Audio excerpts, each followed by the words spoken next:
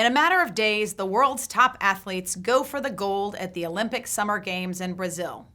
I want to thank the European Parliament for taking the lead in recognizing the serious impact mega sporting events can have on human rights. With this hearing and previous ones, you have spotlighted this moment of crisis for world sport. The Olympic motto is faster, higher, stronger. But for too long, there has been a chasm between these aspirational words and the ugly reality on the ground. Human Rights Watch has documented serious abuses tied to the 2008 Beijing Olympics, the 2014 Sochi Olympics, the 2015 Baku Games, the 2022 Qatar World Cup, and most recently, police killings in Brazil ahead of the Rio Games. Our research has shown that awarding mega sporting events to abusers will worsen conditions for local populations. Instead of sport being a force for good, as the federations have long claimed, mega sporting events can reward abusers, cost lives, and create misery for local rights activists and journalists. What abuses are we talking about? Property rights, when people are bulldozed from their homes to make way for infrastructure and stadiums without fair compensation. Migrant workers' rights, when workers have passports withheld, are cheated of wages, and must work in dangerous or even deadly conditions. Repression of civil society, including environment and other rights monitors. Harassment of journalists and denial of media freedom. And blatant discrimination against women and LGBT people. Let me give you an example from just this month of how sports federations can betray the principles they claim to uphold. Since 2012, women in Iran have been banned from attending, as part of the audience, volleyball tournaments hosted by the International Volleyball Federation, known as the FIVB.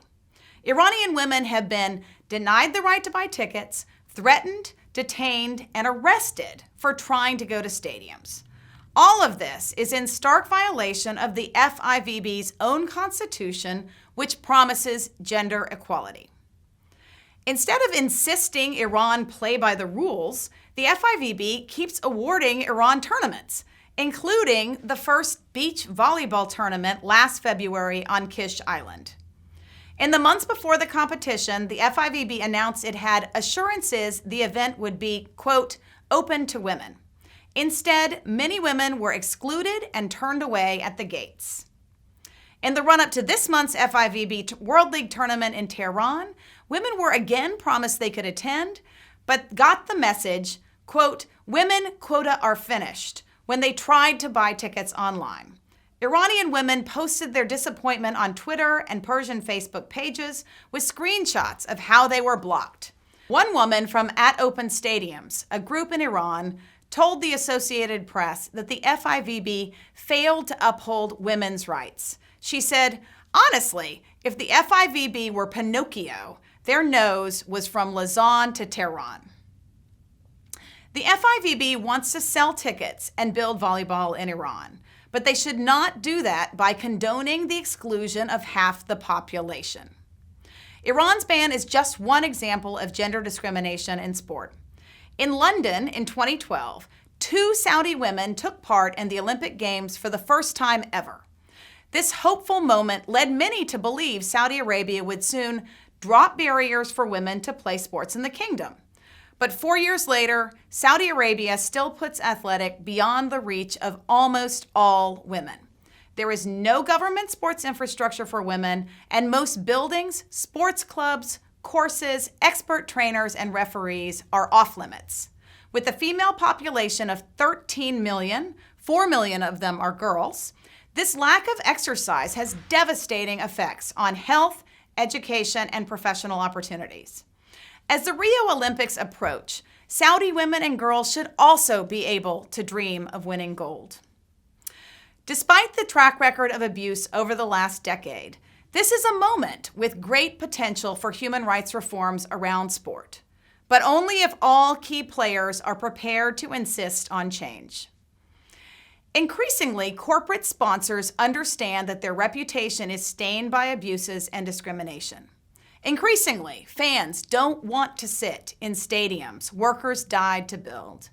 And obviously, it's hard for women banned from a stadium or citizens who have been bulldozed from their homes to cheer their national team. The good news is that there is an emerging consensus that could spur durable reform. Last year, FIFA contracted with Harvard professor John Ruggie to report on human rights abuses across its operations. That report was published in April and, if implemented, would force an overhaul of FIFA's previous head-in-the-sand approach to labor and other human rights abuses in host countries like Russia and Qatar. There are steps that FIFA can take now to show that Ruggie's report is not mere window dressing, and they start with a firmer action in Qatar. FIFA should publicly demand that Qatar act to end migrant worker deaths and abolish its abusive exit visa system. FIFA should also closely monitor and remedy abuses in preparations for the next World Cup in Russia. In June, a new mega sporting events center was set up, with former Irish President and UN High Commissioner for Human Rights Mary Robinson at the helm. It is made up of stakeholders from corporate sponsors like Coke and Adidas, broadcasters, athletes, trade unions, NGOs, governments, and some sports federations. The reforms on the table are based on the UN Guiding Principles on Human Rights. They require sports federations like FIFA and the IOC, but also organizations like the Formula One and the FIVB, to, quote, respect, protect, and remedy abuses. The bottom line is that sports should not undermine human rights.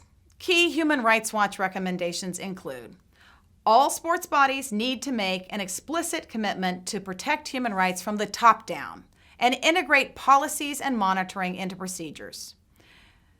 This means establishing a strategy for protecting human rights end to end for the entire life cycle of an event, including in the selection of host countries. The rights approach should include feedback and monitoring from stakeholders, local activists, and international rights groups. Sponsors and media partners need to step up to insist on human rights due diligence and be prepared to remediate abuses. Human rights needs to be written into the host city contracts in clear and enforceable language. Candidates need to meet basic rights benchmarks. And if they do not reform as promised, they lose the right to host. Above all, what is needed is political leadership and firm resolve to address abuses in sport, no matter who is committing them. Thank you, members of the European Parliament, for providing that leadership and this important forum.